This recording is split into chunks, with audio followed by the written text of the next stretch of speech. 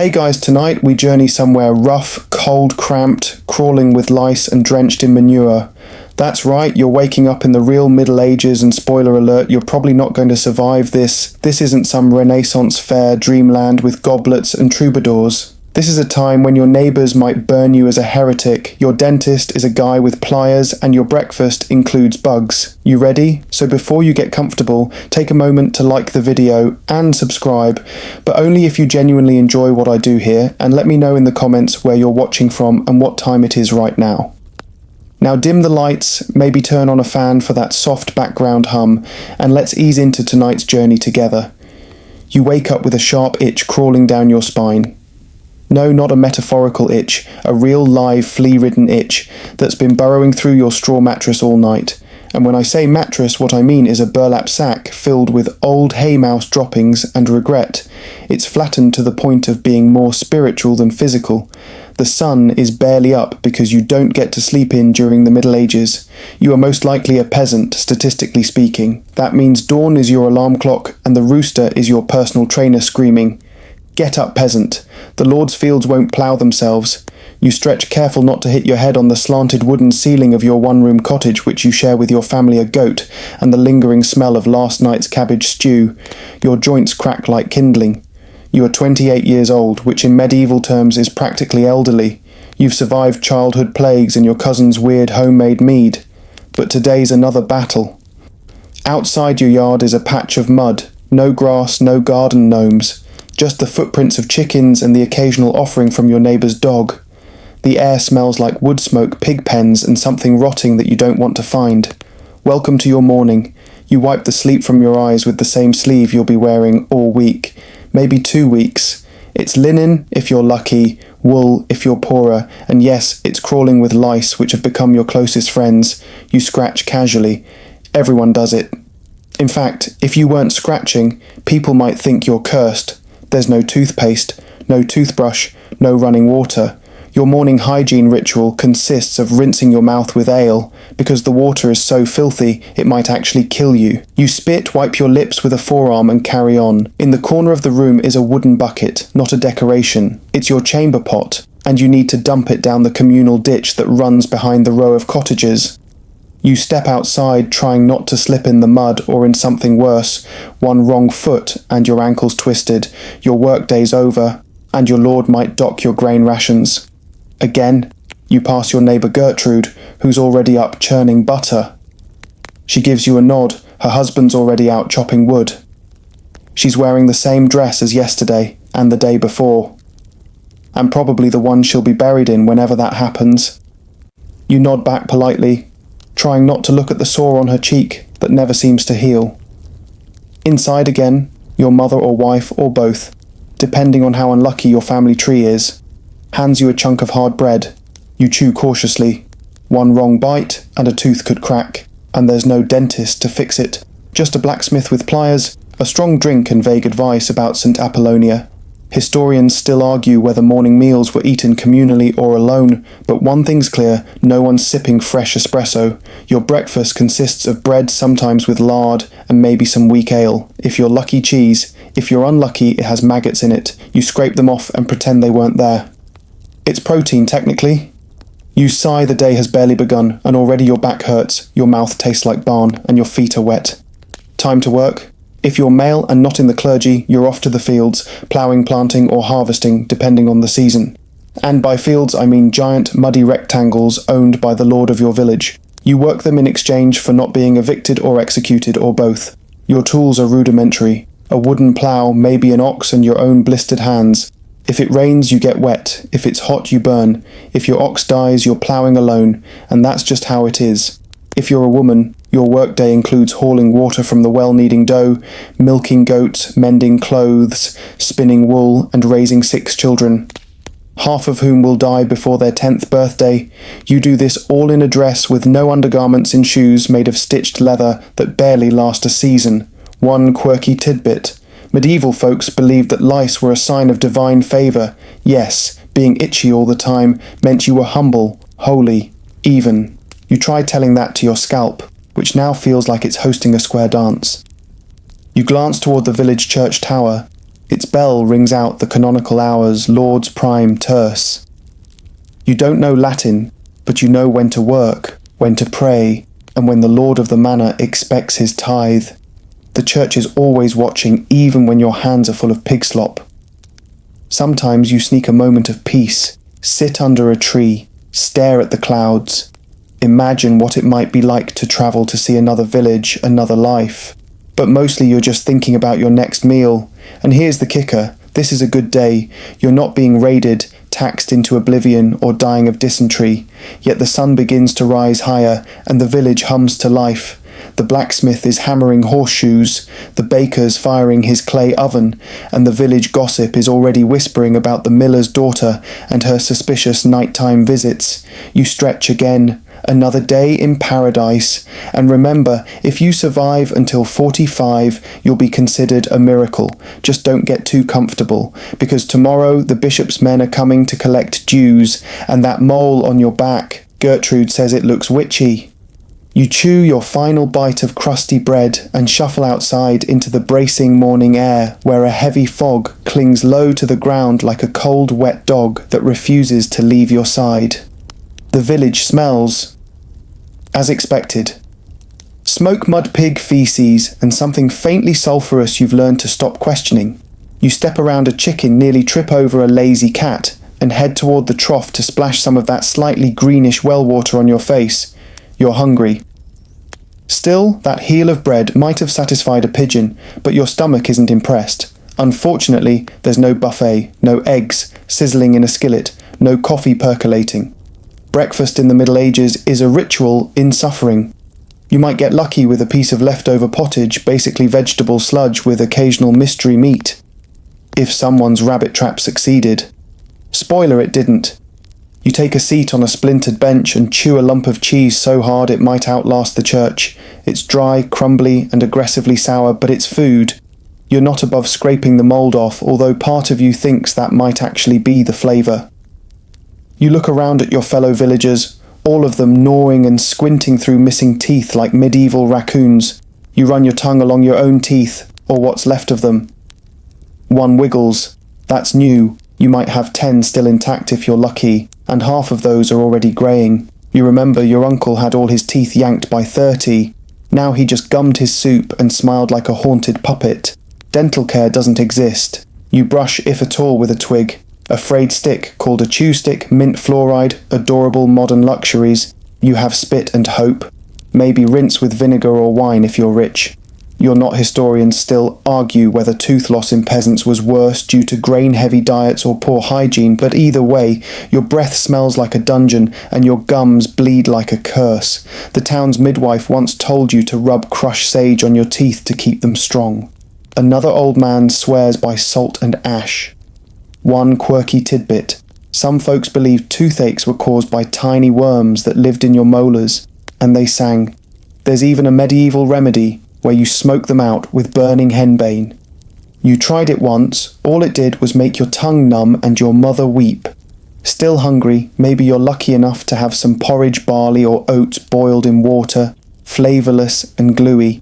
Add a touch of animal fat if you're really feeling indulgent. If not, well, a crunchy beetroot and some wishful thinking might do meat. That's a festival day indulgence, unless you're nobility, which you're not. Meat is scarce and expensive, and even when you have it, it's dried, salted, or so tough you'd swear you were chewing. Shoe leather, marinated in disappointment. Eggs are a maybe, chickens don't lay year-round, and your hen's looking suspiciously unproductive. You give her a sideways glance. She blinks unimpressed. You might get a few beans or peas from last season's harvest, maybe a scrap of onion, maybe today's breakfast is especially grim. You're eating something that used to be cabbage. Now it's wilted and brown, but boiled long enough to soften the funk. The smell alone could wake the dead, or offend them into rolling over. You sigh. Your belly is full enough to stop complaining, but your body knows this won't last long. Energy is currency, and today's work will drain whatever you've managed to store. Your sister hobbles by with a basket full of leeks and a pained look. She cracked a tooth last week on a stone baked into a loaf of bread. You nod at her with sibling solidarity, mouths full of problems. The village dentist doesn't exist. If you're desperate enough, there's a guy down the lane who claims he knows a method. It involves string a door and a lot of screaming. You've seen it once, you still hear the echoes in your sleep. Let's talk ale. Yes, ale for breakfast. Not because you're partying, but because the water will quite literally poison you. Ale is the safe drink, mild fermented and cloudy. Even children drink it, just don't overdo it. Last time you did, you tried to arm wrestle the priest and ended up in the duck pond. The church bell rings again. You're late. Time to move.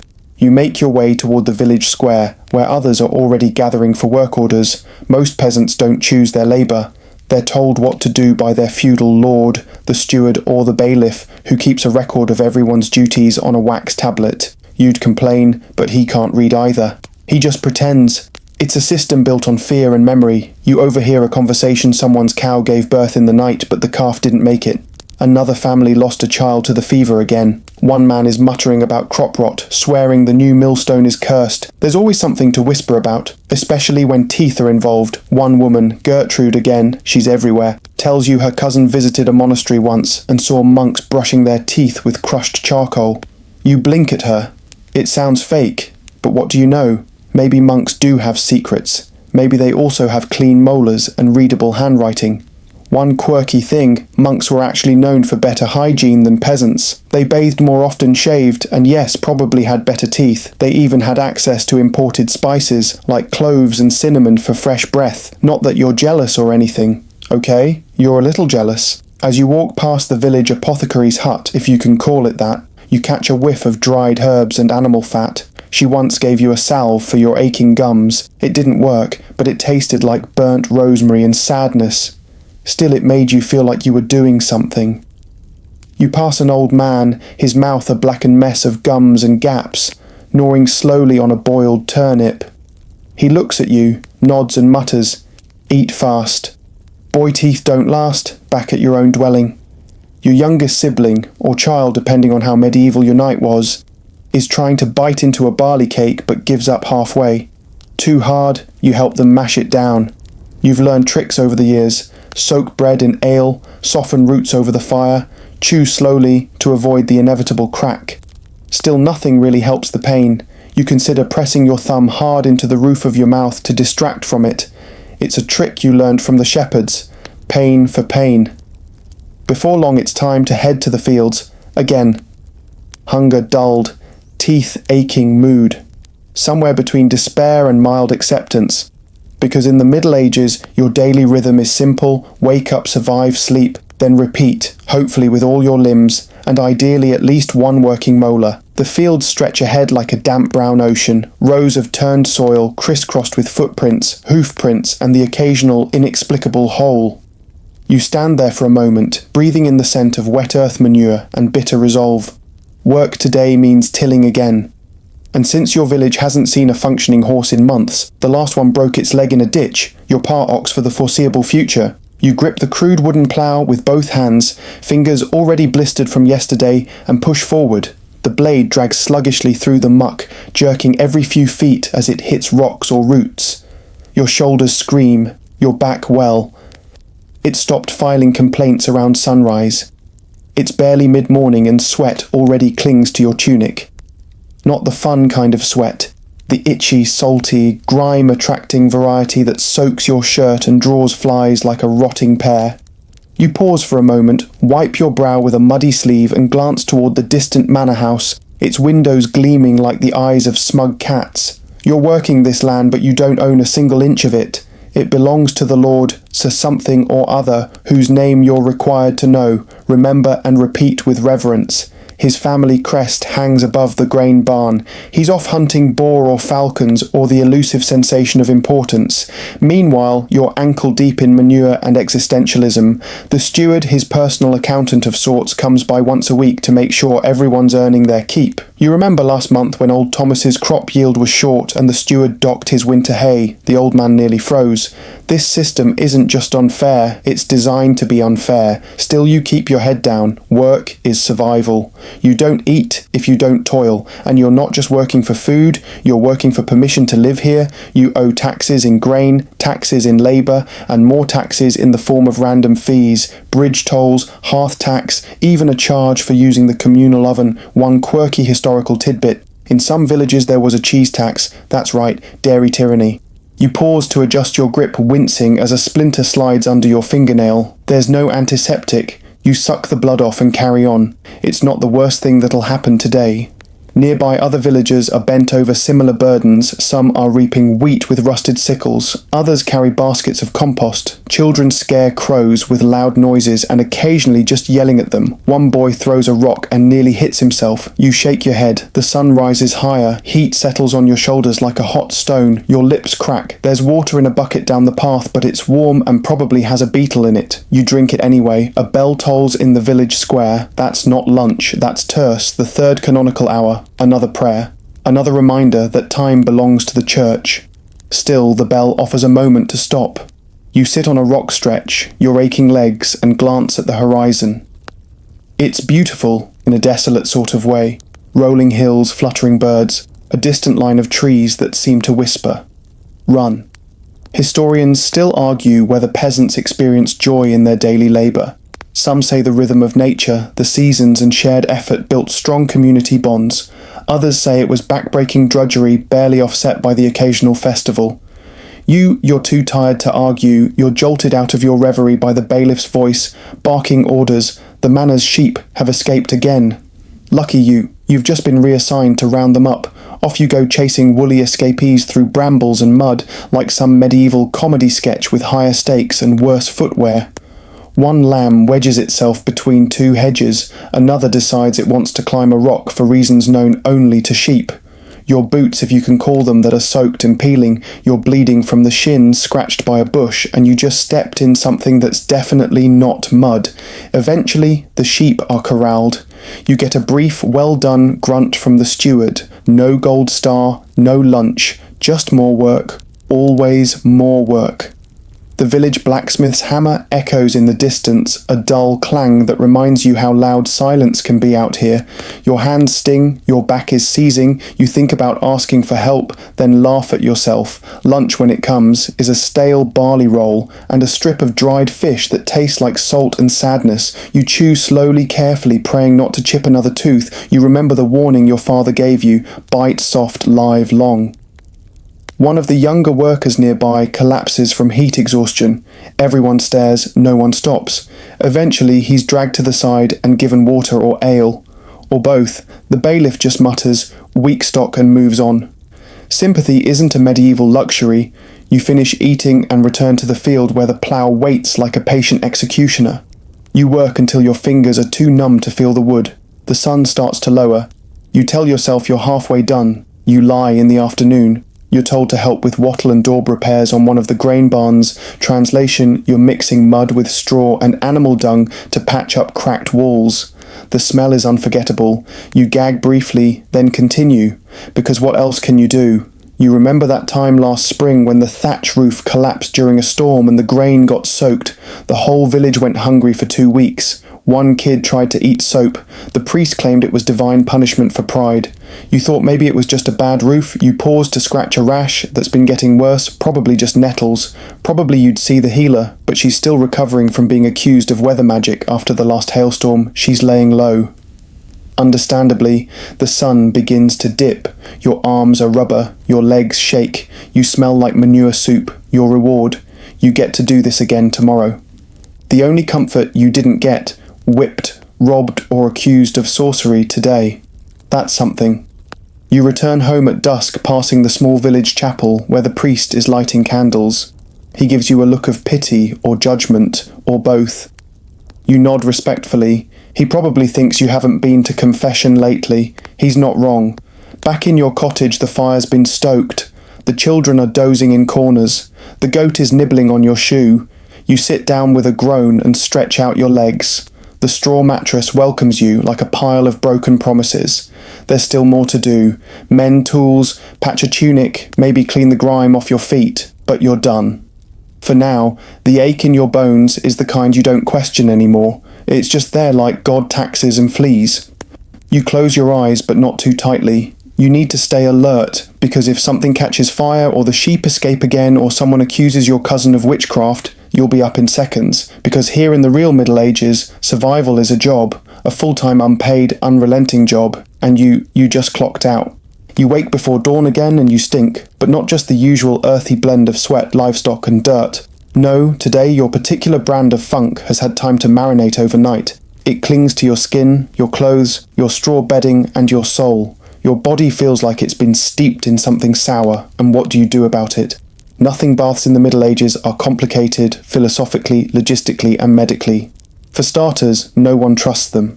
The current medical science, and yes, we're using that term generously, warns that warm water opens your pores too much, making you vulnerable to sickness, so a good steaming soak might just invite the plague to pull up a stool and settle in. And even if you wanted to bathe, the logistics are impossible. There's no hot water unless you heat it yourself, which takes firewood. You don't have, and time you'll never get back. There's no soap, not unless you're nobility or a monk. Most of what passes for soap is lye and animal fat, harsh waxy, and not something you want near your delicate areas, so instead you scrape yourself clean. Literally, you grab your grooming knife, a blunt little curved tool, used to scrape dried sweat skin and filth off your arms and legs. It works about as well as using a spoon to fight a bear. Still, it makes you feel slightly less revolting, which is enough.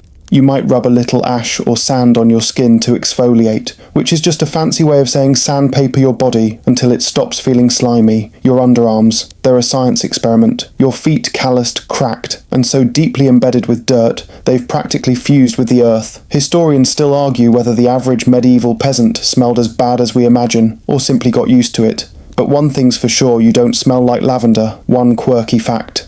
Some nobles believed that wearing linen next to the skin would magically draw out impurities. That's why they changed their underclothes often, not for cleanliness but for spiritual hygiene.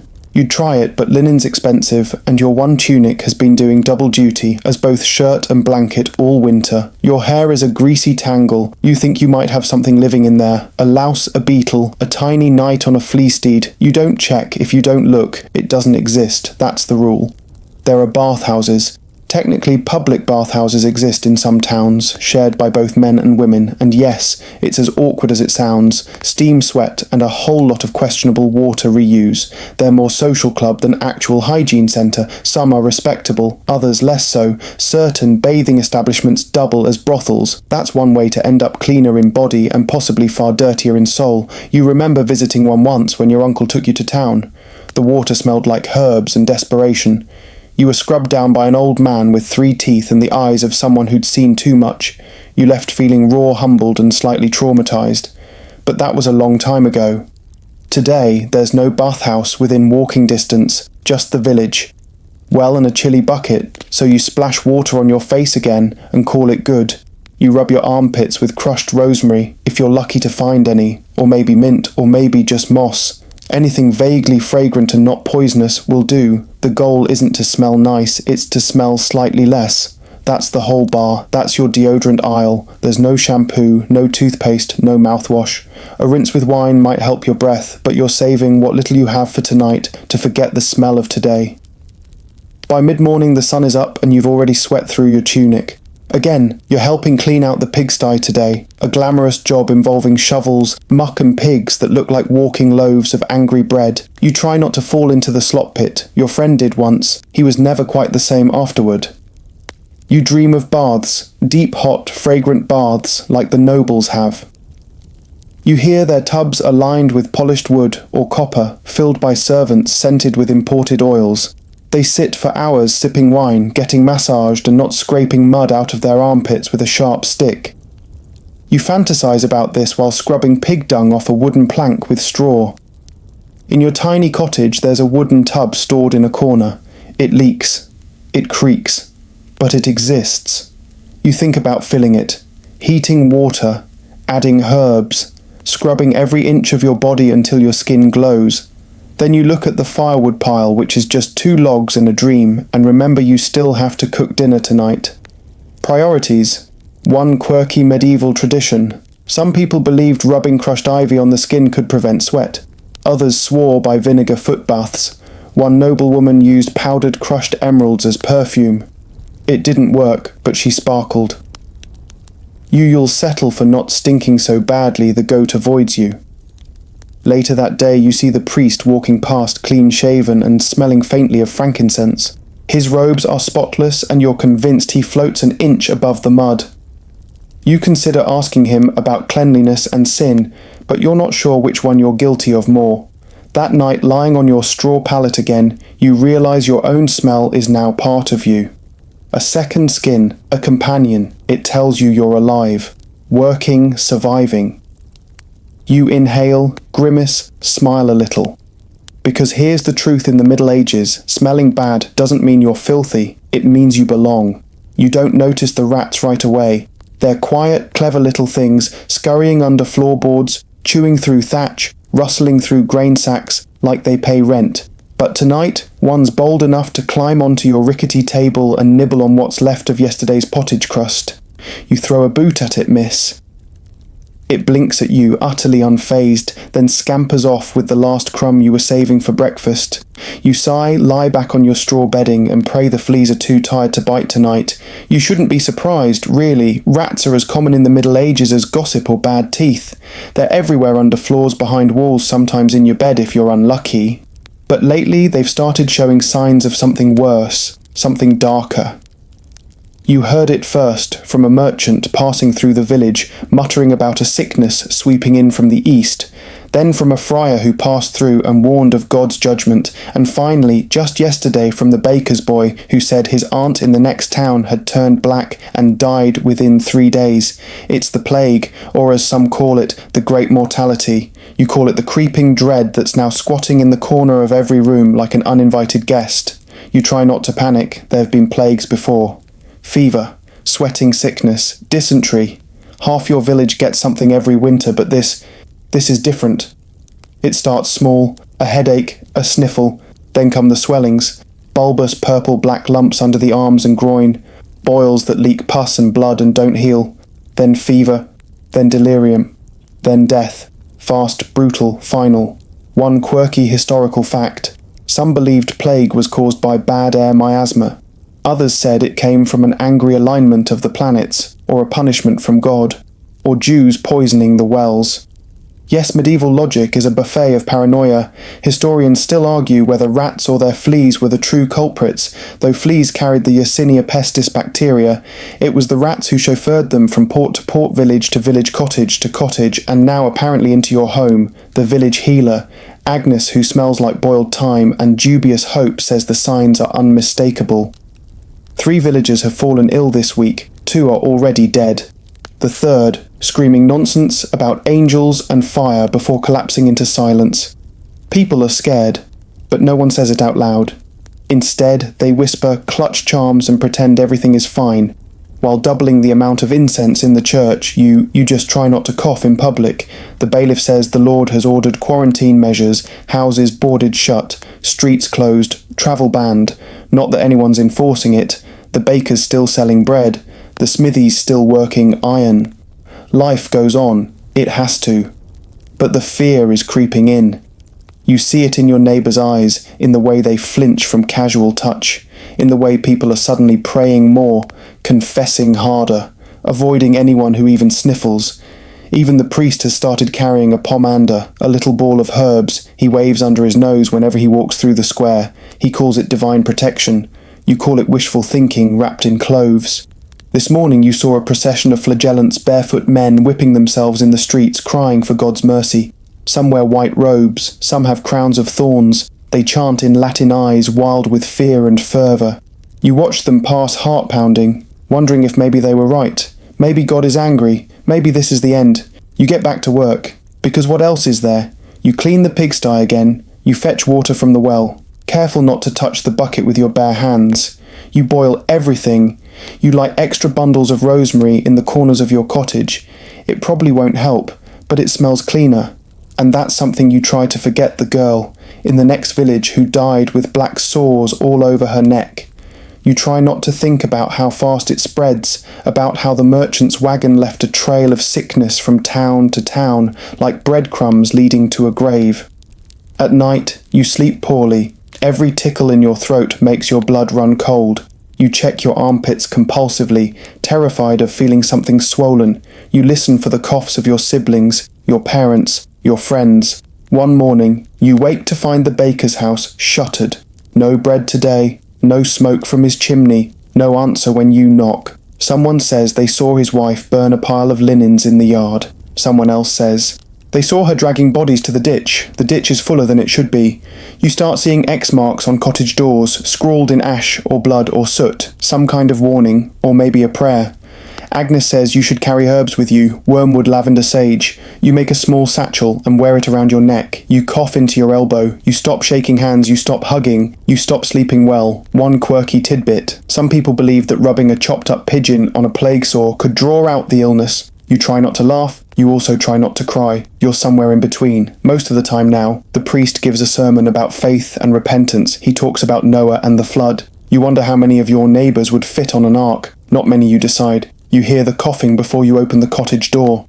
Your mother is sitting by the fire, pale and shivering. She waves you off, says it's just a chill. You try to believe her. You fail. You boil water. You bring her herbs. You do all the right things, but her fever climbs. Her voice breaks. And by the next morning, the swelling begins. You don't remember much after that. A week later, your cottage is quiet. The rats still scurry. The bells still toll. The ditch is full and the world keeps turning, because in the real Middle Ages, death isn't dramatic. It isn't poetic. It's routine. It's expected. It's just Tuesday, and you survived another day.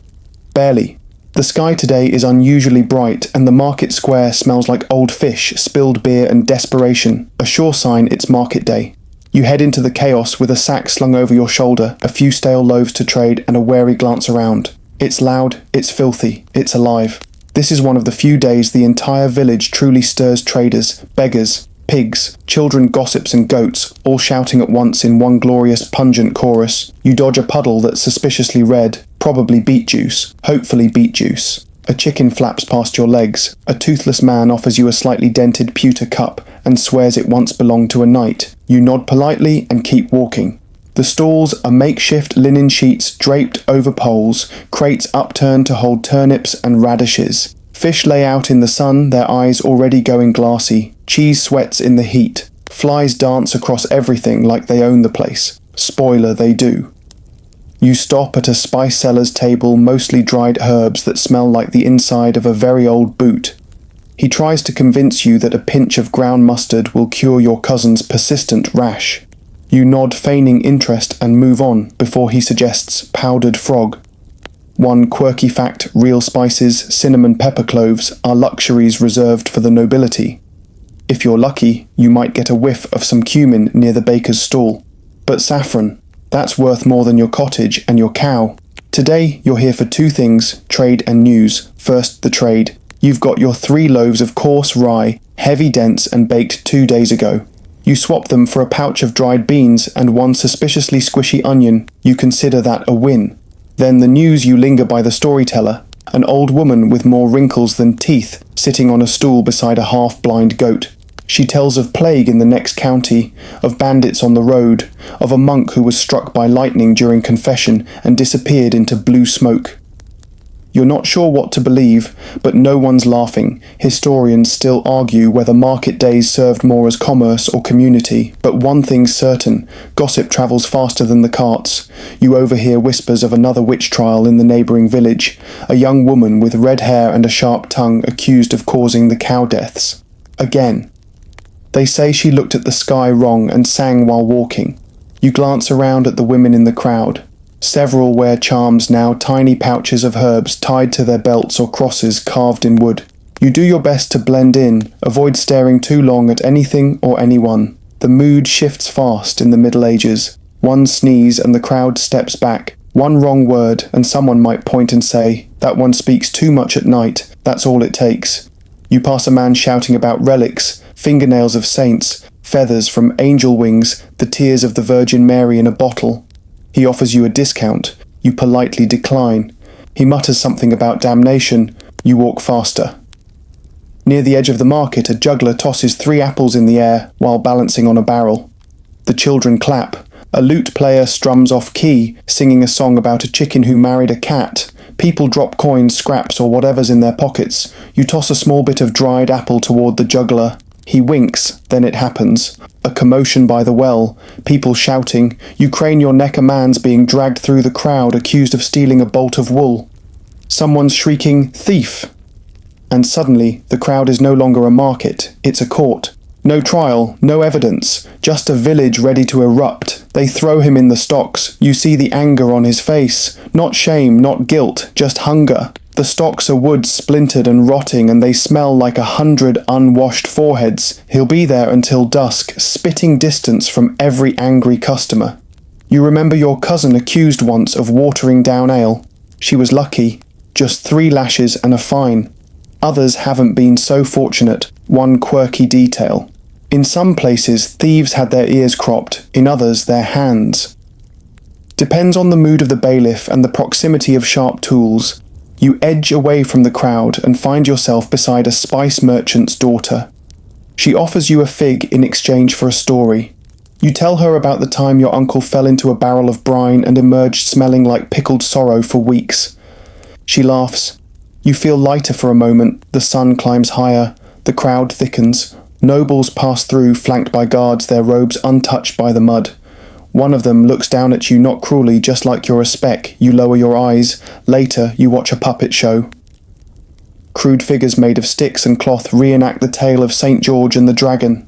The dragon is clearly a sausage with eyes painted on. The children cheer anyway. For a few minutes, no one remembers the plague. You buy a bone needle from an old man with shaking hands. He gives you a toothless grin. "Best bone," he says, "carved from a bishop's dog." You don't ask what that means. You linger as long as you can. The market is exhausting. Yes, but it's also alive. Outside of church and harvest festivals, this is one of the few times people gather. You talk, trade, laugh, argue, flirt, pray, haggle. It's humanity in all its messy, grimy glory. But eventually the stalls begin to pack up. The light shifts. The musicians quiet down. You sling your bag over your shoulder, heavier now, and head back toward home. The village is quieter. The chickens have returned to their coops. The pigs grunt in their pens. The thief is still in the stocks. Eyes closed. Flies dancing on his forehead. You pass the church where the priest is locking the door. He gives you a nod. You nod back, both of you, pretending neither saw each other buy cheese that definitely wasn't blessed. Back in your cottage, you unpack your treasures, the beans, the onion, the needle, the story, from the girl, small things, but here small things matter. You light the fire, you boil water, you try not to think about the woman who sang too much, or the thief in the stocks, or the dark spots still spreading in the next village over. Instead, you chew a bite of dried apple and hum a little tune. Softly, just loud enough to chase the rats away, because in the real Middle Ages, markets are more than noise and trade. They're a mirror showing you how quickly life can shift from laughter to punishment, from barter to suspicion, and how, if you're careful, you can walk out with a full pouch, a new needle, and your reputation intact. You wake to bells, not the gentle jingle of morning prayer, or the sombre toll for a passing soul. This is different. Urgent, fast, repeated alarm. You spring up from your straw bed, blood already humming with panic. Outside voices rise in chorus, shouting, clattering commands barked and ignored. You grab your tunic half pulled over your head as you burst through the door and into a scene that would chill the bones of a night fire. The barn is ablaze, fat tongues of flame licking up into the sky like they've been waiting centuries to feast on wood and wheat. You can feel the heat from 50 paces away, sparks spit into the air, catching in the thatch of nearby roofs. Someone screams, "Buckets! You need buckets!" You join the line, a chaotic human chain stretching from the well to the fire. Muddy water sloshes from pails, more of it landing on bare feet than the inferno itself. A child runs past you crying, holding a scorched doll. Your arms ache, your throat burns, but you keep passing the pail, because if that blaze jumps to the bakery or the alehouse, the entire village goes with it. A shout goes up. The flames are dying. The barn groans like a dying beast, its beams collapsing inward with a moan of smoke and ash. Everyone stands in silence as the last flames flicker out, breathing in the acrid reminder of how fast everything can disappear. Historians still argue whether medieval villages burned down once per generation or once per decade. The truth: it happened more often than people like to admit. One spark, one overturned lamp, one lightning strike, and gone, just gone. You help dig through the wreckage. The grain stores are ash, the hay's destroyed. You find the charred remains of a sheep in the corner. You say a quick prayer and move on. A whispered theory, arson, that someone had a grudge, or owed the Lord too much in taxes, or saw the devil in the flames. No one says names, but everyone looks sideways at the same 3 cottages, and because it's the Middle Ages, rumours don't just spread. They gallop. Within an hour, there's talk of sorcery, divine punishment, and the full moon's influence. You roll your eyes, then check the moon phase anyway, just in case. You spend the rest of the morning hauling what's salvageable, blackened tools, scorched barrels, half-burned rope. By midday, the bailiff's barking orders for a rebuilding crew. You're volunteered naturally, but fire isn't the only disaster in the medieval playbook. A week later, the rains come.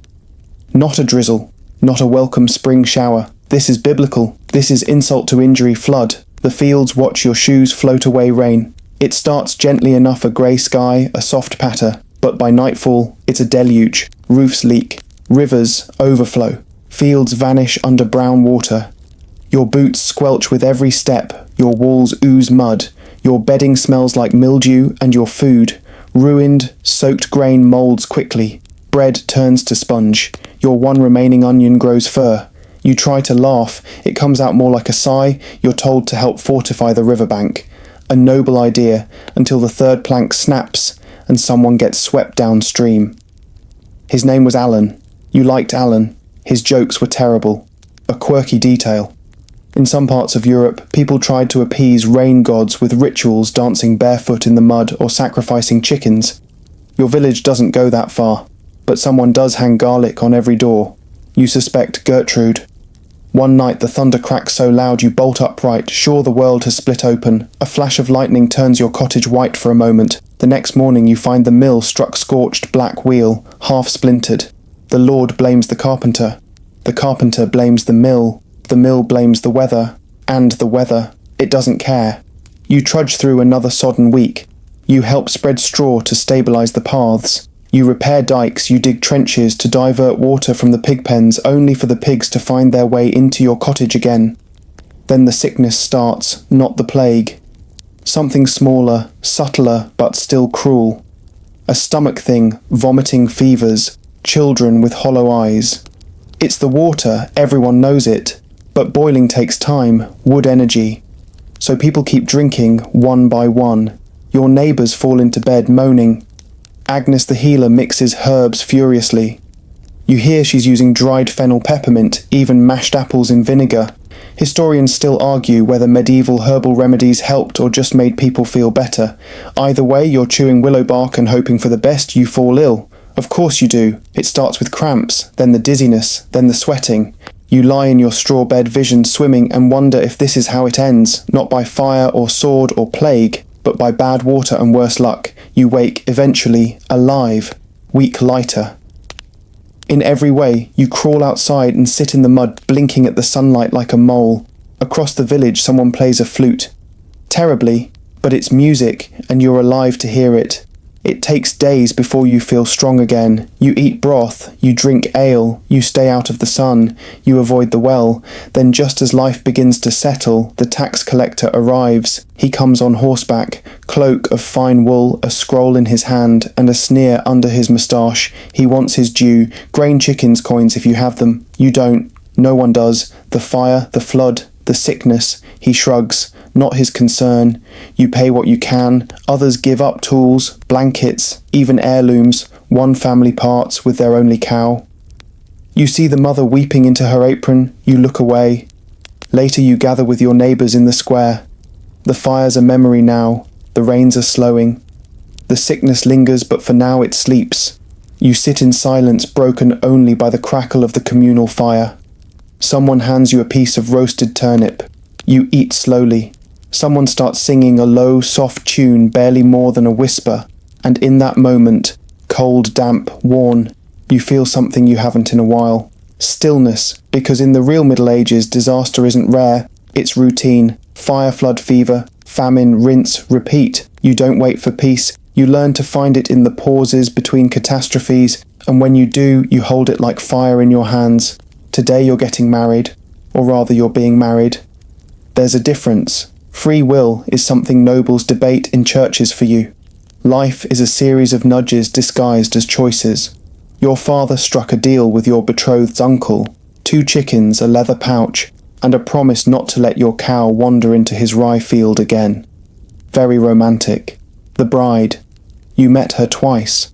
Once when you both fetched water. Once at a feast when she offered you half a stale honey cake and didn't speak again. You liked that. Quiet is a rare and valuable trait in a world full of people shouting about things you don't understand. You wake up early because of course you do. Even on your wedding day, there are chores. You milk the goat, chop kindling, haul 2 buckets of water and clean your tunic for the 5th time. It's still stiff with sweat. You think it might be more stained than fabric now. Weddings in the Middle Ages aren't grand affairs for peasants. No lace, no chandeliers, no doves flung dramatically into the sky. Just a priest, some witnesses, and the uncomfortable knowledge that this decision has already been made for you. The priest says a prayer. The villagers gather. A child starts crying halfway through and no one hushes him. When the priest asks if you both consent, you nod. She does too barely. You're married. Just like that. One quirky historical fact. The church didn't require witnesses for marriage until much later. In many places, simply declaring intent and living together could be enough. Romantic, maybe confusing. Absolutely afterward, there's food. A pot of stew thickened with turnips. Ale that tastes slightly less sour than usual. Bread that isn't entirely black. Someone even brought honey. The music. 2 boys banging sticks together and an old man with a whistle. There's dancing, of course. You shuffle awkwardly in a circle. Someone grabs your hand. Someone else shoves you toward your new wife. She smiles once. You smile back. Historians still argue whether medieval marriages were truly loveless. Some say affection grew over time. Others say emotional intimacy wasn't expected. Marriage was economic survival, a strategy for labour land or livestock. You sit together near the fire, you learn. Her name is Isolde. Her hair smells like smoke and thyme. You ask what she likes. She shrugs. You nod. That's fair. By dusk you're both in your cottage now. Your cottage. And it's strange having another heartbeat in the room. You both pretend not to notice each other changing clothes. You both pretend not to feel awkward as you lie down shoulder to shoulder on the straw. Eventually, you sleep. Not touching, not speaking, just breathing. The next day, nothing changes. You still rise before dawn. You still haul water, but now there's someone else doing the same beside you. She's quiet, efficient. Occasionally she hums. You like that. A week passes, then a month. One evening, you come home to find she's mended your shirt. The one you thought too far gone. The patch is crooked, but it holds. Another evening she makes broth and leaves the better portion for you. You try to say thank you. It comes out as a grunt. She grunts back. You both laugh. Marriage here is survival. It's shared labour, shared tools, shared disease, shared everything. Privacy. That's for nobles or ghosts. One quirky fact. Many peasants lived with livestock inside their homes. Pigs, chickens, even goats. Their body heat helped warm the space, so if you're trying to impress your spouse, smells better than the goat is considered a glowing compliment. Soon people begin asking the usual question. Any little ones yet? You avoid answering. You're not sure Isolde doesn't say much. She stares into the fire longer these days. Pregnancy is a gamble. There's no medicine, no prenatal care, no understanding of infection. Giving birth is as dangerous as battle and twice as lonely. Your neighbour Edith died in childbirth last spring. Her midwife cried for days. The baby didn't survive either. Everyone called it God's will. No one said her name again. Then one day Isolde vomits, morning sickness. Probably. Maybe you both pretend not to notice. You work harder now, tilling, bartering, hauling. You find yourself saving bits of food, hiding them in clay jars, counting coins. You even clean more. Not well, but noticeably. You start checking on her more during the day. She always says the same thing, "I'm fine," and she usually is, until she isn't. At 5 months, the village midwife, a hunched woman with hands like bark, visits and mutters encouragements in between, giving you a look that says, "Prepare yourself, Isolde rarely speaks now." Her stomach swells, her back aches. You try to help, but you're useless. You bring her water. You hum badly. She doesn't smile, but she doesn't ask you to stop. The labour comes at night. Screaming, blood, heat, and silence. You wait outside while the midwife works, pacing like a fool. The candle burns low. The stars blink indifferently. At dawn, the door creaks open. The baby's gone. Isolde is alive. You want to be happy. You want to cry. You want to smash something. Instead, you walk to the edge of the village and scream into the trees. Then you come back. She won't speak for days. She just stares at the hearth. One night you sit beside her and place a pebble in her palm, a smooth one from the stream where she likes to wash clothes. You say nothing, neither does she, but she keeps the pebble. Eventually the silence softens, becomes something else. Something familiar. Time passes. You begin to laugh again, rarely quietly. You share meals, you mend together. You bury things in the garden, bones, memories lost. Because in the real Middle Ages, marriage isn't about love at first sight, or poetic vows under moonlight. It's about endurance, about stitching comfort into hardship, about surviving grief without letting it rot you from the inside out. You and Isolde. You don't say "I love you." You say "Here's the better blanket." You say "I boiled the water first." You say "I stayed," and somehow that's enough. It starts with a trumpet blast, not the graceful brassy peal of ceremony. No, this is a squawking, desperate thing. It tears through the sleepy air like a rooster with anger management issues. You drop your hoe mid-swing, look up from the field and freeze riders, 5 of them. Armoured swords flashing, their banner red with a silver boar flaps like a threat in the wind. They aren't from your village, they aren't smiling. You already know what this means. Feudal obligation. The Lord's tax collector arrived last month, but this time it's worse. These men aren't here for grain, they're here for you. Because somewhere your lord has decided there's a conflict. Maybe a land dispute, maybe a border squabble, maybe his cousin insulted someone at a feast. And now thousands of lives must be ruined to defend the honour of a roast duck. Whatever the reason, you are now a soldier. Sort of, not a knight, not even a squire. You're a levy, which is a polite word for warm body with a stick. You are given a spear, a wooden shield that smells like mildew, and a patched-up woolen surcoat 2 sizes too large. Congratulations. You tell Isolde you'll return in a few weeks. She doesn't answer. You join the others in the village square, a dozen men and boys, some trembling, some posturing, all terrified. The riders bark orders. You're marched toward the nearby garrison, then into the forest roads beyond. You sleep on moss, eat dried peas, drink from streams, your feet blister, your thighs chafe. You consider deserting by the 2nd day. One quirky historical fact. Many levied peasants weren't trained at all. They were herded into battle, pointed toward the enemy, and told to try not to die. It went about as well as you'd expect. By the time you arrive at the battlefield, your armour is still just a tunic. Your spear is slightly bent, and your morale is a joke. You're surrounded by others like you, dozens, hundreds, huddled in clumps, eyes wide. The real soldiers, men in chainmail with polished weapons, laugh at your group. They call you fodder. You don't ask what for. The next morning the horns sound again. You line up, mud squelching underfoot, mist clinging to the trees. Ahead of you, a line of men in colours you don't recognise. Spears, bows, banners. They look just as terrified as you, and then chaos. The arrows come first, a hiss, a scream, a wet thud. Men drop like sacks. Someone next to you vomits. Your legs want to run, but the press of bodies holds you in place.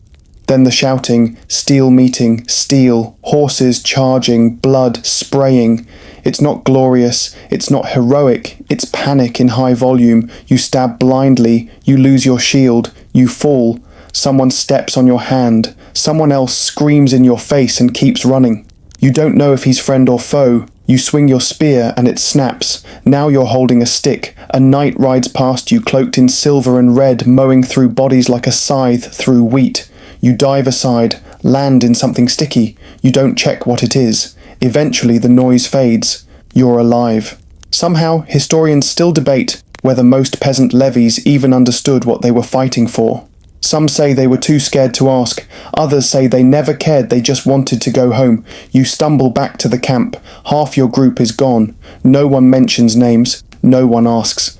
That night you sit by the fire. A man beside you is missing half an ear. Another weeps into his hands. Someone plays a tune on a flute. You want to cry. You don't.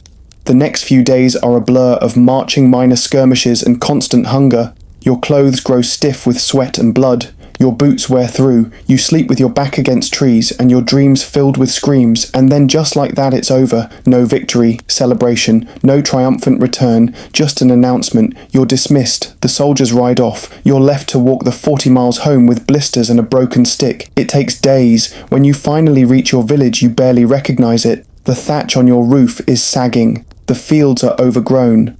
Isolde stands in the doorway. She looks older, you probably do too. You don't speak. She steps aside. You go in. That night you lie beside her and stare at the ceiling. You want to tell her everything about the mud, the noise, the boy who died whispering for his mother. But instead you say, "I'm back." She nods, and that's enough. In the weeks that follow, no one asks about the war. Not really. A few villagers nudge you for stories. You shake your head. The tales they want: honor, heroism. Banners, waving in slow motion, didn't happen. One man carves a crude symbol on the chapel door to honor the dead. The priest adds a prayer for the fallen. The blacksmith's boy never returned. You go back to digging ditches, mending fences, herding goats. One quirky rumor. Some villagers believe that men who die in battle return as crows watching silently from the rooftops. You feed the ones perched on your fence, just in case. Because in the real Middle Ages, war isn't about glory, it's about fear. Hunger splinters in your palms and blood in your boots. You don't come back a hero, you just come back. And even that makes you one of the lucky ones. The frost came early this year. You notice it first in the morning, your breath curling visibly in the dim cottage air, a pale ghost of warmth that disappears as fast as it forms. Then your boots stiffen, your fingers don't quite bend, and your nose, it never stops running. You're not ready. No one is. There are only a few logs stacked beside the hearth, and the last batch of turnips you pulled from the earth were more root than food. Your neighbour tried drying mushrooms, they rotted. Someone else tried storing apples, they froze. The cold isn't just inconvenient, it's cruel. It creeps in bone deep and settles behind your ribs like it's paid rent. Winter in the Middle Ages isn't all snowflakes and warm cider. It's a long, brutal siege, and you're inside the castle with no reinforcements coming. The goats are already huddling tighter in the barn. The chickens are laying less smart birds know what's coming. Isolde has been mending old cloaks with rabbit fur and quiet worry. You thank her. She doesn't answer. She's too busy counting dried beans. One quirky fact. Some medieval people believed that onions pressed against the feet could keep frostbite at bay. You try it. It doesn't help. Now you're cold and smell like soup. You build up the fire. You stuff straw in the walls. You sleep in layers, tunic over shift, over rags, over borrowed hope. And still you're cold. The food stores shrink faster than expected. You ration, you stretch, you pray. You find yourself gnawing on old bread like it's treasure. One night the stew is just hot water with salt. You pretend not to notice. So does Isolde. Outside the wind howls. It rattles the shutters like it's trying to get in. You hear it at night crying through the trees, moaning over the roof. You wonder briefly if it has a name, if it's someone lost and looking for warmth. Historians still argue whether medieval winters were harsher than today's. Some blame the Little Ice Age. Others point to deforestation. All you know is that your toes haven't felt anything but numb in 2 weeks. You try to stay productive. You mend nets. You carve spoons. You twist rope. You clean the same pan 4 times just to feel useful. But the days blur, and then the fever comes. Not to you. To Isolde. She tries to hide it, sits up, forces smiles, insists. It's just a chill. But the sweat on her brow says otherwise. You press your palm to her head. Hot, too hot. You boil water. You fetch the healer. Agnes comes with her satchel of dry herbs and wet skepticism. She mutters about bad air and humours out of balance. She gives Isolde a tea that smells like burnt hay and makes her sweat more. You sit beside her all night, holding her hand and whispering stories about goats that learn to talk. She doesn't laugh, but she doesn't stop breathing either. That's something. The next morning she sleeps peacefully. The fever has broken. You weep into the soup pot. That day you find a rabbit snared in the woods. Small, lean, barely meat. But it's enough. You clean it, roast it, and offer Isolde the best parts. She eats slowly. That night she asks for more broth. Her voice cracks. You've never loved anything more. By midwinter you've entered what the village calls the hungry weeks. It's a polite phrase for famine. No flour, no eggs, no meat. Your belly growls like it's plotting revenge. Your legs are weak. You dream of apples. Sometimes just bread crust. You wake with your teeth clenched and your stomach clawing at itself. One fringe tradition. Some medieval folks believed fasting brought them closer to God. You decide God might prefer you alive. You go trapping. You dig for roots. You barter with neighbours. 2 buttons for a strip of dried pork. 3 pins for a handful of oats. Isolde trades a shawl for cabbage. You nearly cry when you see it.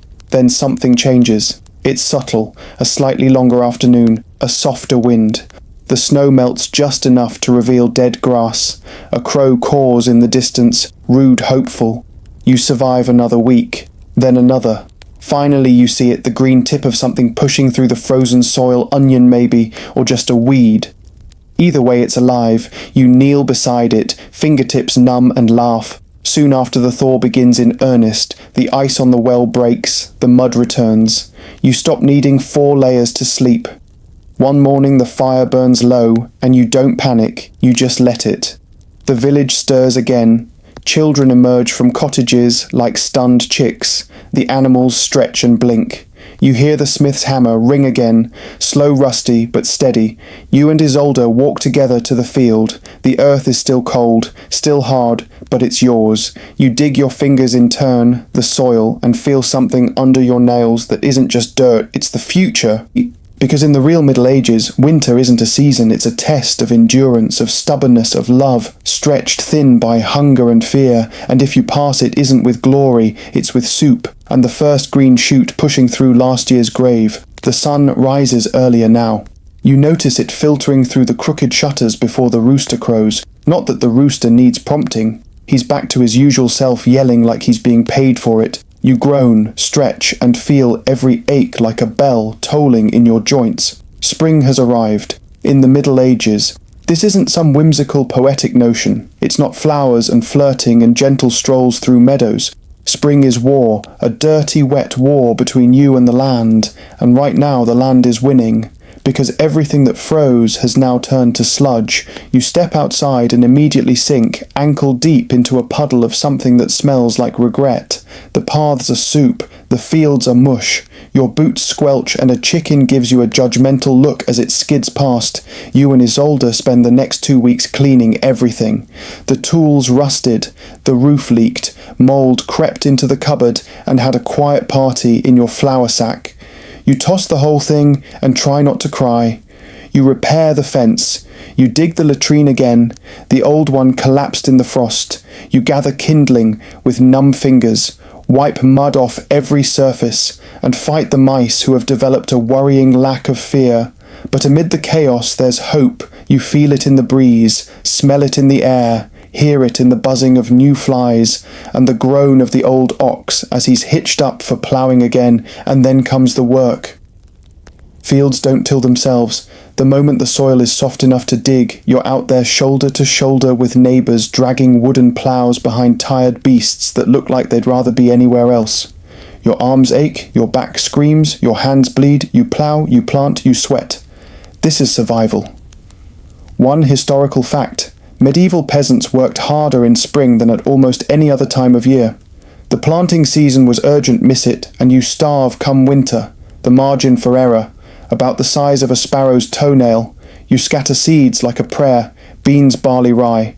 You hope for rain, but not too much sun, but not too hot, and no storms. Please God, no storms. Then on the 3rd day of sowing it hails, of course it does. The sky darkens without warning, and pelts the earth with ice like an angry sky god is shaking out his coin purse. You cover your head, your seeds, your wife. You curse so quietly you surprise yourself.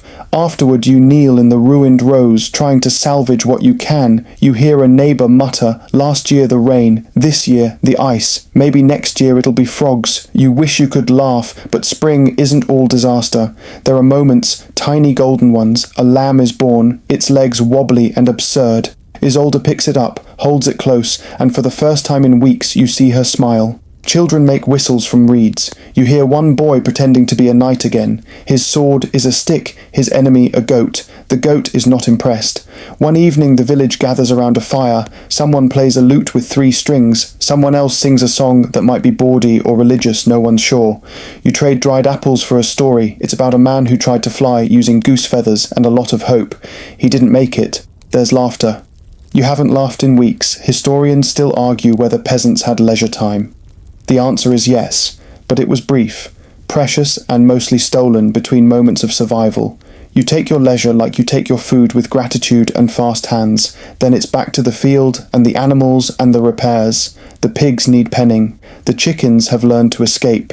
You rebuild the fence 3 times. You begin to suspect the goat is smarter than you. One quirky medieval tidbit. Goats were sometimes believed to be witches in disguise. You're not saying it's true, but you are watching that goat, and yet somehow you endure. The seeds take root, the fields turn green. You eat better, sleep deeper, laugh more. You and Isolde sit in the doorway some nights watching the stars emerge. You point out constellations, the bear, the plough, the hunter. She nods and places her head on your shoulder. You've started calling the lamb Pebble.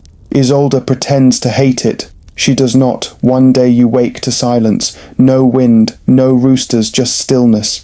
You step outside and see it. Dew clinging to fresh leaves, sunlight pooling on the thatch like gold, and not a single complaint from the sky. It's perfect. You stand there barefoot, sore and underfed with mud on your legs and dirt under your nails, but you're smiling. Because for once, just for now, the world isn't trying to kill you. That's enough. Because in the real Middle Ages, spring isn't soft. It's muddy, relentless and cruel, but it's also forgiving. It gives you another chance, another seed, another breath.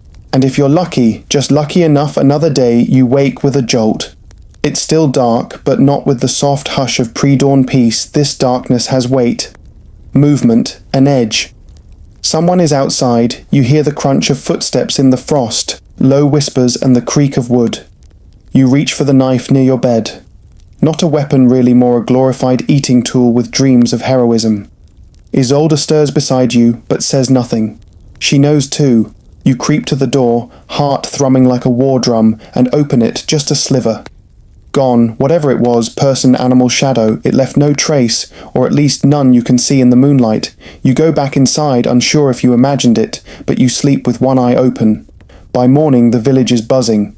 2 goats are missing, a henhouse broken into, and old Malric's cider barrel emptied. He's furious, not about the theft, about the waste. If they were going to steal, he says they could have shared. That's the mood now. Anxious, suspicious, nervous eyes. Too many secrets, because in the Middle Ages, fear doesn't come with fangs or claws. It comes with people. You gather with the others in the square. The bailiff stands tall, wrapped in his self-importance like a second cloak. He announces a search. Someone in this village harbours a criminal. He says, "We'll find them. We must find them." You exchange glances with your neighbours. Most look confused. A few look worried. One man won't meet your eyes. They search cottages. They overturn pots, lift floorboards, tap walls, like they're expecting smugglers to pop out. Nothing but suspicion lingers like a cough in winter. Later, a new rumour spreads. A beggar was seen near the river. Someone you've never heard of. Someone who supposedly speaks in tongues, avoids crosses, and worst of all, talks to animals. It doesn't take much to earn that label in these parts. Remember the woman who sang too much? You're careful now. Everyone is. You greet your neighbours more formally. You lock your door. You avoid the woods. But one morning while gathering kindling, you see something, a figure, thin, dirty, wrapped in scraps of linen, huddled under an old tree eating what looks like a turnip with reverence. You don't move. They don't see you. You go home. You don't tell anyone. Isolde asks why your face looks pale. You say it's just the cold, but you dream of them that night and the next. The village tension reaches a boiling point. A child falls ill. Fever, trembling, a rash. The healer says it's spring heat. Others aren't so sure. Whispers, bloom poison. Curse outsider, the bailiff declares, we must find the source. You feel it, the sharp edge of a turning tide, and you're part of it. One quirky fact, in some medieval villages, scapegoats were chosen by drawing lots, not because it made sense, because it made people feel safe. You remember the figure in the woods. You return. This time you bring bread. They don't speak, but they take it. Their eyes are sunken, hollow, not evil, hungry. You leave in silence. You do this again and again. Bread, dried peas, a scrap of cloth, not out of kindness, out of something else, a quiet rage against a world that punishes weakness with fear. One evening you find the tree empty. No sign, no body, no footprints, just a ribbon, red frayed, tied around a low branch. You take it and walk away. Days pass, the child recovers, the whispers fade, but something's shifted.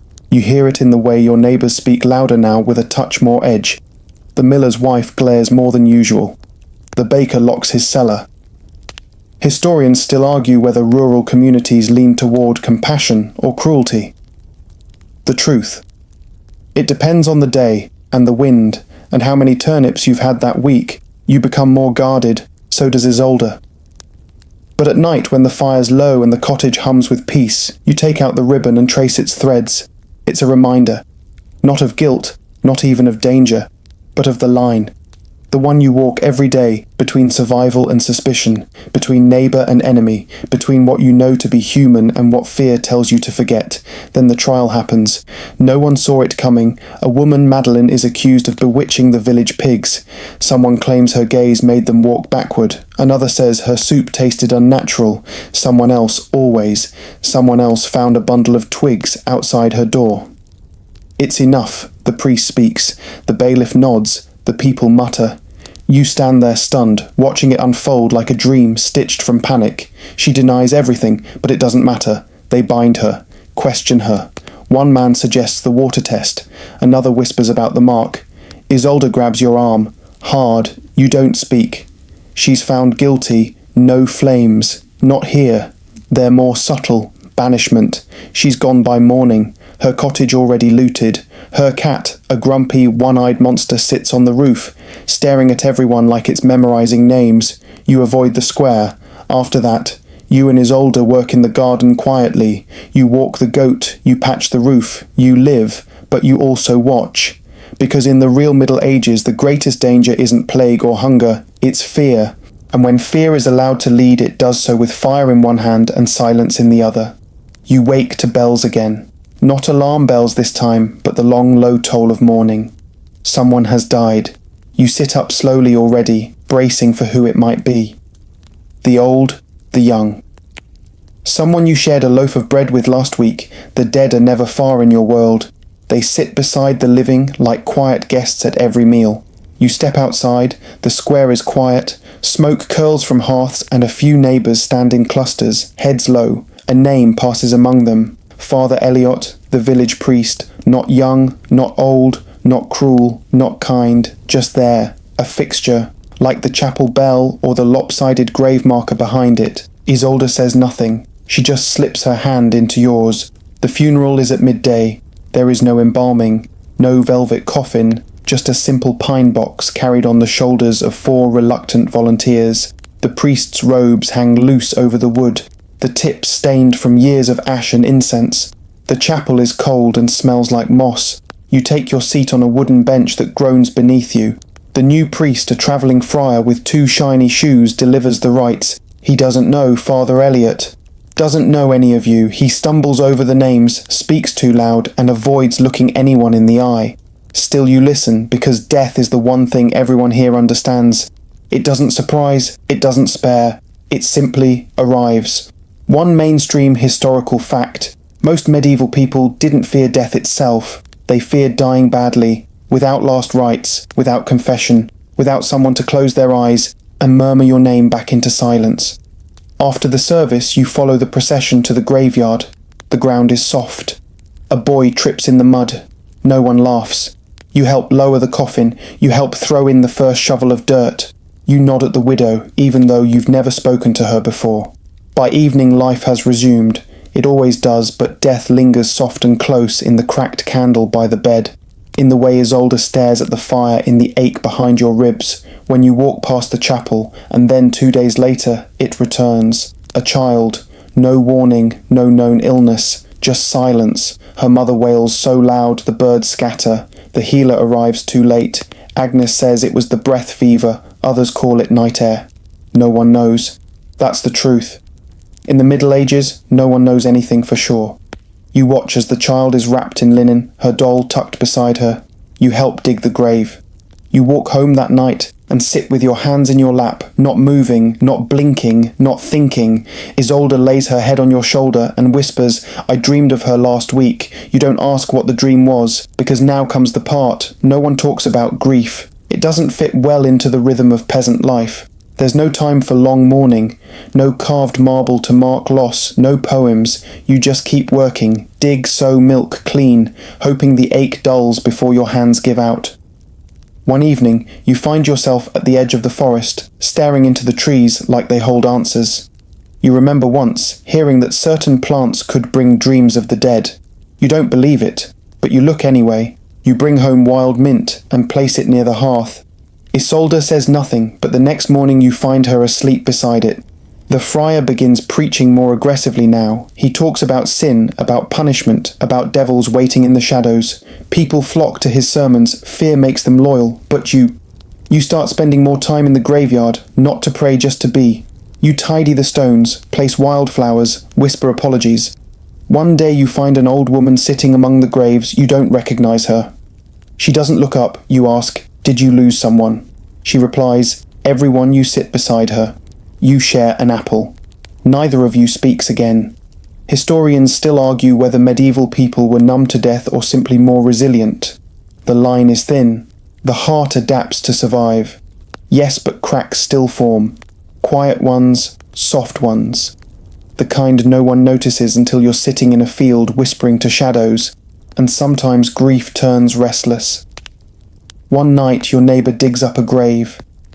You don't know why at first, only that there's shouting, then silence, then the bailiff calling for witnesses. The man is dragged to the square where he confesses his wife had died months ago. He claimed she'd been haunting him, whispering in dreams, making the milk curdle, turning his dog mad. They ask the friar what to do. He recommends exile. The villagers agree. The man disappears before dawn, wrapped in rags, muttering to himself. And yet, you wonder. Because grief does whisper. It does bend the mind. You wake some nights and imagine the child's face in the firelight. You see Father Eliot's sandals by the chapel. Though they've been buried with him, you hear Isolde sigh and think it's someone else. You keep these thoughts to yourself because here sorrow isn't a conversation, it's a ritual.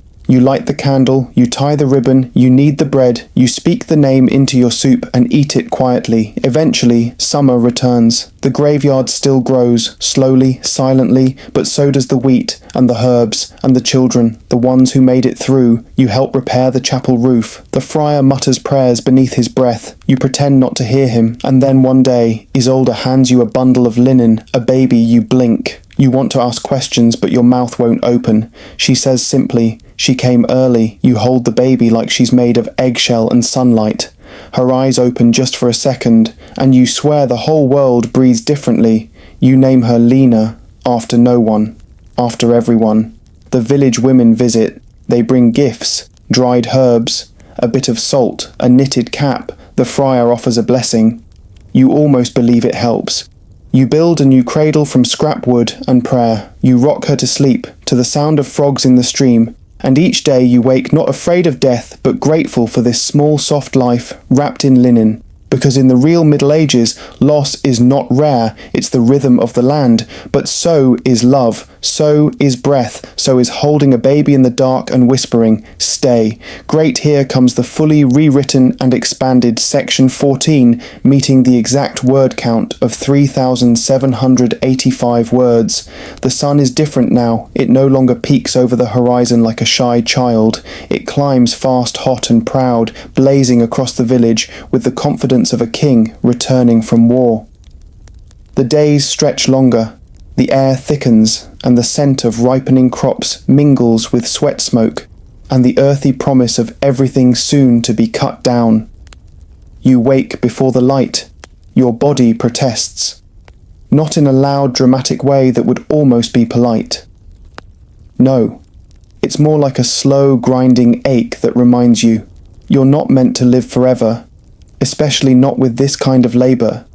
Your shoulders burn before you even lift the sickle. Your fingers are swollen from yesterday's work, and your knees, well, they've simply stopped negotiating, but none of that matters now. It's harvest season. And in the real Middle Ages, harvest season is the heartbeat of the entire year. Miss it, and you miss winter. Fail it, and you fail life. No pressure. You pull on your worn boots. You fasten the frayed belt around your tunic. Isolde is already up, tying her hair back with a piece of rag that once might have been lace. The baby, Lina, dozes in a cradle carved from old fence wood, twitching gently in her dreams. You kiss her forehead before stepping outside. The village is already stirring. Figures move like ghosts through the dawn mist. Silent, purposeful, armed with sickles and scythes. The oxen snort and stomp in their pens, sensing the urgency in the air. Even the birds seem quieter, as if they know this isn't a day for song. You head toward the field, wheat as far as the eye can see. It sways gently in the morning breeze, golden and full, almost mocking in its softness. You know better. Each stalk represents hours of back-breaking work, sweat cuts and prayers. Each bundle you fail to collect in time is a meal you won't eat.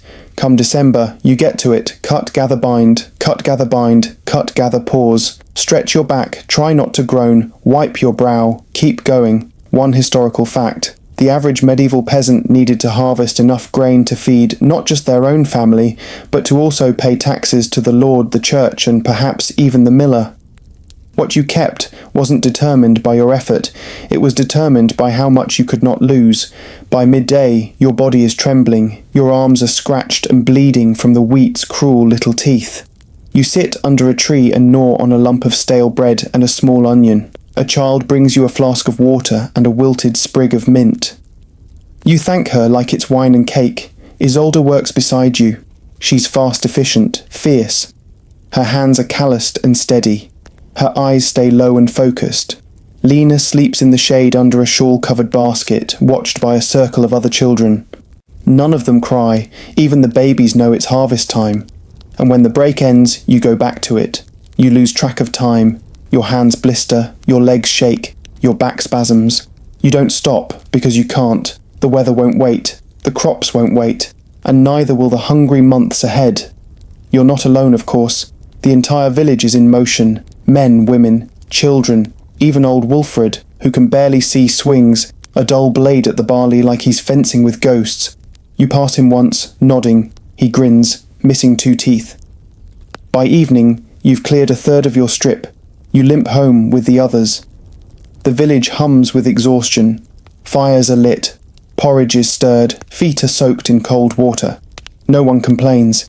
You eat quickly, barely tasting the meal, and fall asleep on a straw mat with your clothes still on. The next day, you do it all over again, and again, and again, until the wheat is gone, bundled in sheaves stacked like promises in the granary. Then comes threshing. If harvesting is brutal, threshing is a kind of slow torture. You take your bundles and beat them rhythmically, violently, with flails made from thick sticks and strips of leather. The goal is to separate the grain from the stalks, and the dust rises like a curse around you. Your arms grow heavy, your lungs choke. You blink through tears. The air is thick with golden haze. The floor becomes a carpet of straw. The sound of flails slapping the earth echoes through the village. It's as if the whole world is drumming, then winnowing. You toss the threshed grain into the wind. If the breeze is good, the chaff, the useless husks, floats away. If not, you sweat harder, wave your woven baskets, and mutter complaints to no one. A quirky medieval tidbit. Some believed if you threshed too fast or too slow, you could anger the spirit of the grain. And if it was angry, it would turn your bread to ash in your mouth.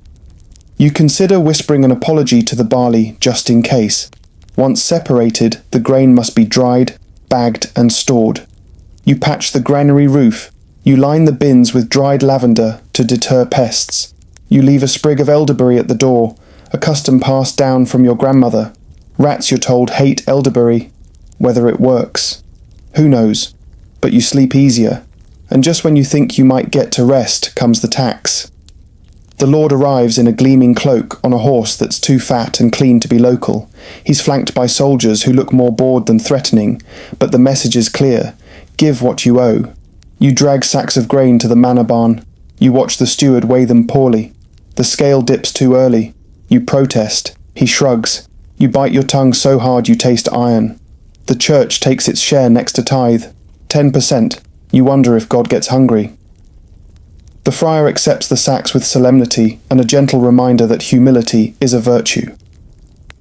Historians still argue whether these taxes were truly fair.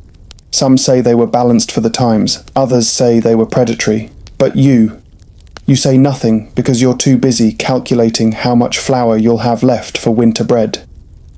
Despite everything, there is a celebration, the harvest feast. The village gathers in the square, tables are pulled out, platters of food, real food, are laid down, flatbread, roasted onions, honey-glazed carrots, a goose plump and steaming. You blink to make sure it's real.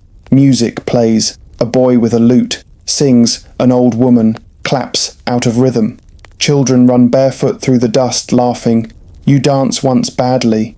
Isolde joins in and spins with Lena in her arms. It is the best thing you've ever seen. You eat until your belly hurts. You drink until your worries blur. You laugh loud and real. That night lying under the stars you think this is what it's all for. But the season doesn't let go easily. Storms come short and violent. Lightning splits trees. A fire breaks out in a granary. 2 villages over. You check your stores twice a day. You sleep with a bucket of water near the hearth. The fields now bare slowly fade to brown. You gather firewood. You smoke what little meat you have. You dry apples and hang herbs from the rafters. Isolde begins stitching thicker cloaks. The goats grow shaggy. The chickens stop laying as often. The air grows sharp with frost. Winter is coming. And yet, you survived the harvest. Not just physically, but emotionally, mentally, spiritually. If such a thing still exists after everything you've seen. You sit by the fire with Lena in your lap. She grips your finger. Her hands are warm. Her eyes wide. You whisper a lullaby you barely remember learning. She blinks slowly, watching the flames. Isolde sits beside you, sewing quietly. The cottage is quiet, safe yours. You've stored enough grain to make it to spring. Not comfortably, but enough. You've patched the roof, bartered for boots, hidden a small stash of dried berries in the chimney, a surprise for the darkest day of winter. You smile, because in the real Middle Ages winning doesn't look like glory. It looks like endurance, it looks like bread, it looks like surviving the work without breaking under it. And if you're very, very lucky, it looks like sitting by the fire with your family, whispering stories while the wind howls outside, like it's jealous of your peace. The wind returns before the frost. It snakes through the gaps in your shutters and whistles beneath the eaves. At night it plays the thatch like a drum skin, moaning and rattling, reminding you that the world outside your cottage is vast, cold and mostly empty. Winter has arrived, and in the real Middle Ages, winter isn't picturesque. It's not sleigh bells and warm pies and snowflakes on lashes. It's a slow siege, quiet, steady, merciless. You feel it first in the morning. Your breath fogs before your eyes open. The water in the pitcher is ice. You crack it with a finger and scrub your face in a gasp. The hearth is dead.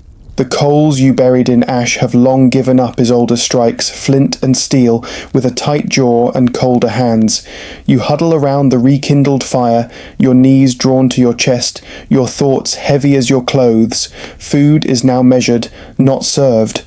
The great sacks of grain, those proud piles of summer's triumph, have grown small, their sides sagging. You ration the flour skimp, the salt water down the broth. Bread is thinner, harder. You break it against the table. It doesn't fight back. You thank it anyway. Lena grows restless. She's teething, fussy and confused by the early darkness. You carry her in a sling as you trudge to fetch firewood, her cries muffled by the thick scarf over your mouth. Outside the land sleeps, but not kindly. The trees are bare, their branches skeletal and unmoved by your need. The chickens sulk in their roosts. The goat's breath steams like little ghosts. You muck their shelter in silence, your boots stiff with frost. One of them coughs. You pretend not to hear it. Each day feels slower. Your body resists. Your fingers crack. Your toes sting.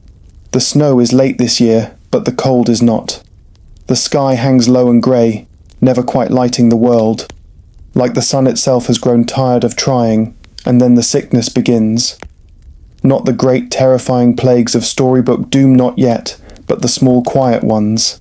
The cough that never leaves. The fever that flickers like candlelight. The way old Matty stops coming to the well. You ask after him, they say he's sleeping a lot. You know what that means. The friar starts making his rounds with oil and muttered prayers. You avoid his eyes, not because you don't believe, but because you don't want him to look at you. Not too long, not with pity, Lena starts coughing. You press a hand to her forehead. Cool for now. You feed her broth from your own bowl.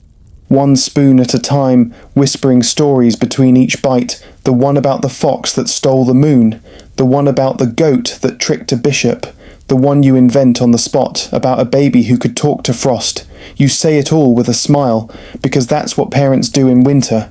You pretend there's more food than there is. You pretend the roof isn't leaking near the chimney. You pretend the goat's cough is just a chill. You pretend that spring is just around the corner, not months away and hidden behind walls of ice and silence.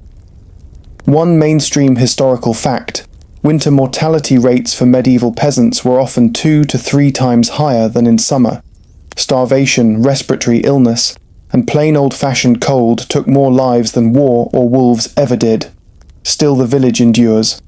Barely the blacksmith's forge is dark now, not for lack of iron, but for lack of strength. He's too weak to pump the bellows.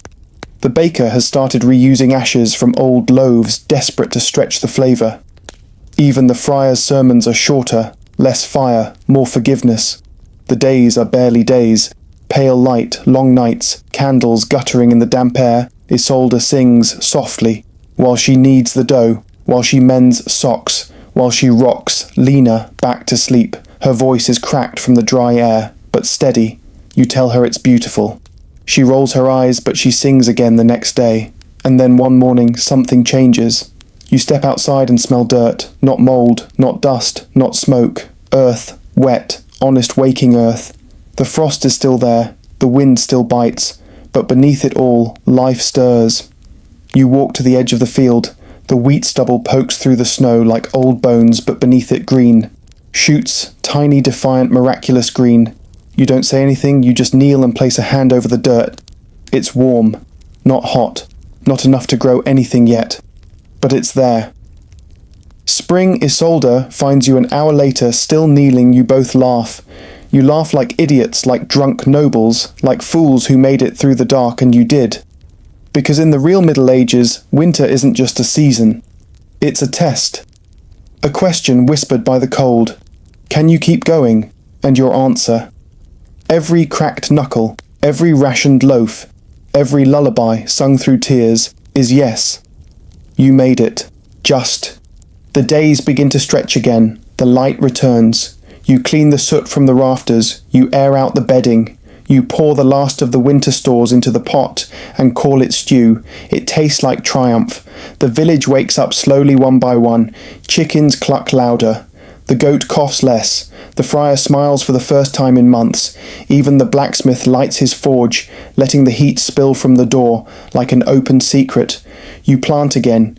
You dig in the cold earth, your hands stiff, your shoulders sore, but you dig. You place the seeds like prayers, not because you believe in luck, but because you believe in trying. Isolde plants. Onions. She sings while she works. Lena toddles between rows, tripping, giggling muddy from crown to toe. You realise suddenly that you don't remember the last time you felt scared. Tired. Yes. Sore always, but scared. No. Not today. Not anymore. Because you survived the worst the world could throw at you. And you're still here, still working, still laughing, still whispering stories to the dark. And in the real Middle Ages, that's the most miraculous thing of all. Because survival isn't loud. It isn't glorious. It doesn't ride in on horseback or shout from the chapel steps. It's quiet, soft. It sounds like firewood crackling. It smells like barley bread barely risen. It looks like muddy boots and calloused hands. And it feels like sitting with the people you love around a hearth you built whispering, "We made it into the ashes of another long winter. Now rest, friend, you've earned it. You have walked every path, weathered every storm, held fast through fear, hunger, loss, and love. You have bent without breaking, suffered without surrender, endured without forgetting who you are, and now you lie down in the stillness of the night. You close your eyes and breathe, slow, soft, safe. Let the wind howl, let the darkness prowl. You've faced them both before, and you will again, but not tonight. Tonight, you sleep in peace, warm, whole, and deeply, miraculously alive."